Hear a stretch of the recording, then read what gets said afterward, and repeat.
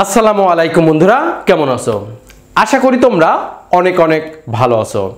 আজকে যে বিষয়টা তোমাদের সাথে শেয়ার করতে যাচ্ছি সেটা হচ্ছে আই স হিম এর ব্যবহার নিয়ে।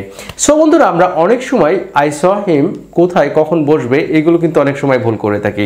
বাট আজকের পরে থেকে ভিডিওটা প্রথম থেকে শেষ পর্যন্ত দেখতে থাকো, তাহলে আর কখনোই ভুল হবে না। সো বন্ধুরা, তাহলে আমরা সরাসরি চলে যাচ্ছি। আজকে আমরা শিখব আই স হিম এর ব্যবহার নিয়ে। সো বন্ধুরা, এখানে দেখো দুইটা নিয়ম দেয়া আছে। একটা হচ্ছে সাবজেক্ট প্লাস স পার্সোনাল অবজেক্ট এবং V1 ভার্বের V1 প্লাস বাকি অংশ অথবা অবজেক্ট অথবা এক্সটেনশন যেটা থাকে। সো বন্ধুরা, দ্বিতীয়টা বলছে সাবজেক্ট প্লাস স প্লাস পার্সোনাল অবজেক্ট এবং ভার্বের সাথে আইএনজি যোগ প্লাস অবজেক্ট এক্সটেনশন। সো বন্ধুরা, এখানে আমরা কোথায় কোন নিয়মটা ব্যবহার করা হবে সেটা শিখব। তার আগে আমি তোমাদের বলি, পার্সোনাল অবজেক্ট বলতে আমরা বলতে পারি হিম, হার, তারপরে ইউ, মি, তারপরে বলতে পারো দেম, ইট। এগুলো হচ্ছে পার্সোনাল অবজেক্ট। যখনই পার্সোনাল অবজেক্ট হবে সেগুলো সেই ক্ষেত্রে আমরা কিন্তু আবার আসও আছে, এগুলো হচ্ছে পার্সোনাল অবজেক্ট। তাহলে বন্ধুরা, personal object him, her, you, me, them, it, us এগুলো পার্সোনাল অবজেক্ট। এখন আসি আমরা কয়েকটা এক্সাম্পল দিই। তার আগে এখানে দেখো, কোনো কিছু করতে দেখেছি বা দেখলাম, কোনো কিছু করতে দেখেছি বা দেখলাম বোঝালে আমরা এই নিয়মটা করব।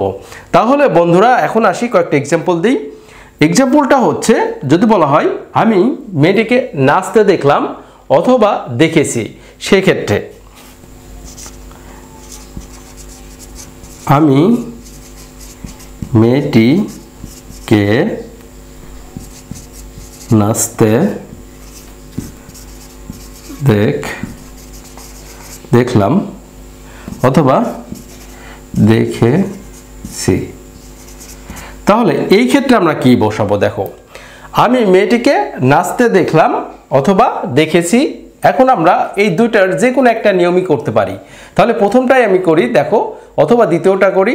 তাহলে প্রথমে সাবজেক্টকে আই, তাহলে প্রথমে আমরা আই বসালাম, এরপর একটা স বসালাম। তাহলে আই স, তাহলে আমি দেখলাম মেয়েটিকে, দ্য গার্ল। তাহলে মেয়েটিকে কি করতে? নাচতে। তাহলে আমরা বলতে পারি I saw the girl dancing. তাহলে বন্ধুরা, আমি মেয়েটিকে নাচতে দেখলাম বা নাচতে দেখেছি। একই ধরনের একই অনুরূপ যদি বাক্য আরেকটা করি, তাহলে এরকম ধরনের যদি বলা হয় আমি মেয়েটিকে এখানে নাচতে দেখেছি বা দেখলাম। তাহলে এই একই ধরনের নিয়মটা এখানে কি হবে? দেখো, প্রথমে বলছে সাবজেক্ট, তারপরে বলছে যে সাবজেক্টের পরে আমরা বসাবো saw, I saw the girl, I saw the girl, আমি মেয়েটিকে দেখলাম কি করতে? নাচতে, ডান্সিং হেয়ার, এখানে নাচতে। সো এটাও হবে। তাহলে I saw the girl dancing here, তার মানে আমি মেয়েটিকে এখানে নাচতে দেখলাম। এখন যদি বলো যে আমি যদি এখানে শুধুমাত্র ডান্স দিই, হবে কি? হ্যাঁ, শুধুমাত্র ডান্স দিলেও হবে। কিন্তু আমাদের যদি কোনো সেন্টেন্সের ভিতরে শুধুমাত্র পার্থক্যটা হচ্ছে গঠনের ভিতরে, যে একটা ভার্বের সাথে আইএনজি যোগ করব আর একটা আইএনজি যোগ করব না। তার মানে কি, যখন আইএনজি যোগ করব তখন কোন সেন্টেন্সটা হবে, আর যখন আইএনজি যোগ করব না তখন কোন সেন্টেন্সটা হবে।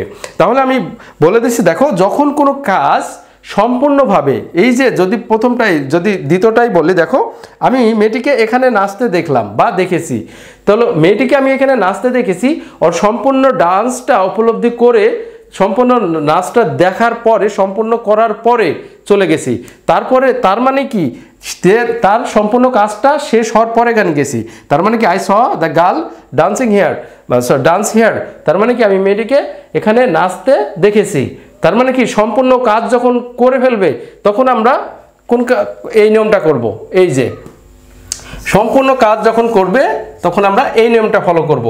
আর এই নিয়মটা ফলো করব যখন সে, আমি কোনো রকম দেখেছি, এরকম দেখেছি বা দেখলাম, সামান্য দেখতে দেখতে চলে গেলাম, এরকম দেখা গেল মেয়েটি নাচতেছে, এক পলক দেখে এরকম দেখতে দেখতে চলে গেলাম, মানে ক্ষণস্থায়ীর জন্য যখন আমরা কোনো কিছু দেখব সেই ক্ষেত্রে এখানে এই নিয়মটা ব্যবহার করব যে I saw the girl dancing, মানে ক্ষণস্থায়ী, মানে খুব কম সময়ের জন্য যখন দেখব তখন আমরা কি ভার্বের সাথে তখন কিন্তু আমরা যখন ক্ষণস্থায়ীর জন্য দেখব তখন আমরা এই নিয়মটা ফলো করব যে I saw the girl dancing.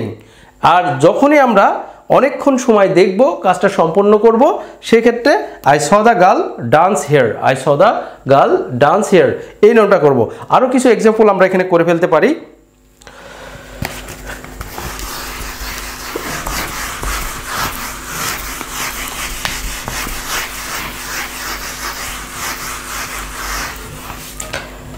তাহলে এখানে যদি আমি বলি আমি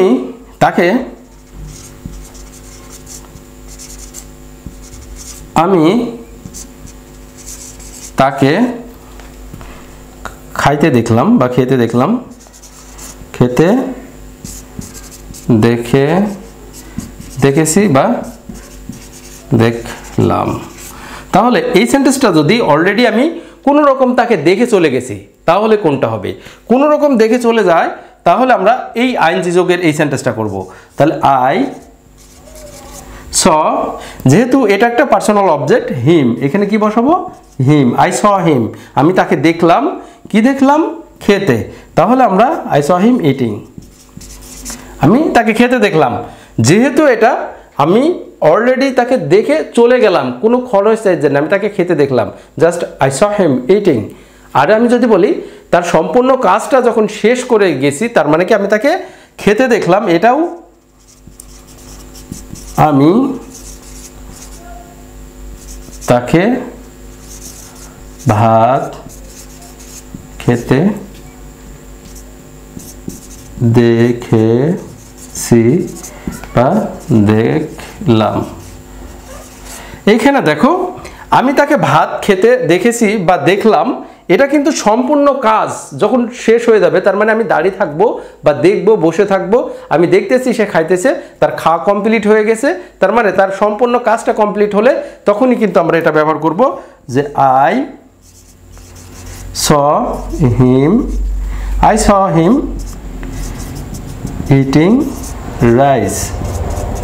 তার মানে কি I saw him eating rice, আমি তাকে খেতে দেখেছি, আমি তাকে ভাত খেতে দেখেছি, তার মানে সম্পূর্ণ কাজটা ও করতেছে, শেষ করার পরে গান আমি গেছি, যখনই সম্পূর্ণ কাজটা শেষ করবে তখনই আমরা ব্যবহার করব, সরি এখানে একটু ভুল হয়ে গেছে, তখনই আমরা এই নিয়মটা ব্যবহার করব যে ইট রাইস।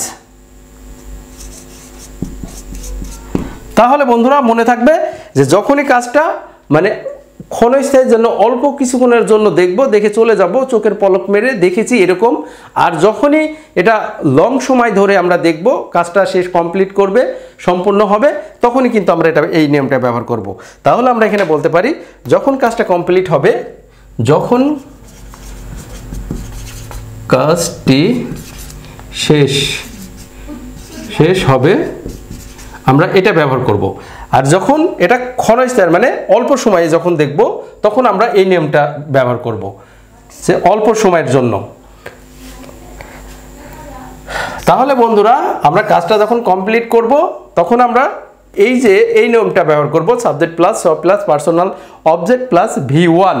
যখন V1 ব্যবহার করব তখন কিন্তু আমরা এই যে যখন কাজটি শেষ হবে, যখন কাজটি শেষ হবে তখন কিন্তু আমরা এই নিয়মটা করব, কাজ শেষ হলে এই নিয়মটা করব। আর কোনো রকম দেখেছি এরকম বোঝালে, কোনো রকম দেখেছি এরকম বোঝালে আমরা এই নিয়মটা করব। I saw him singing song, I saw her singing song, I saw her dancing. তার মানে কি, এটা যখন আমি ক্ষণস্থায়ী কোনো রকম দেখে চলে যাব, সেই ক্ষেত্রে কিন্তু যদি বলা হয় যে এই ভিডিওটা তোমরা কোনো রকম দেখে চলে যাবা, তাহলে ইংরেজিটা কি হবে, যে যদি বলো আই স হিম, আমি দেখলাম যে কি করতে,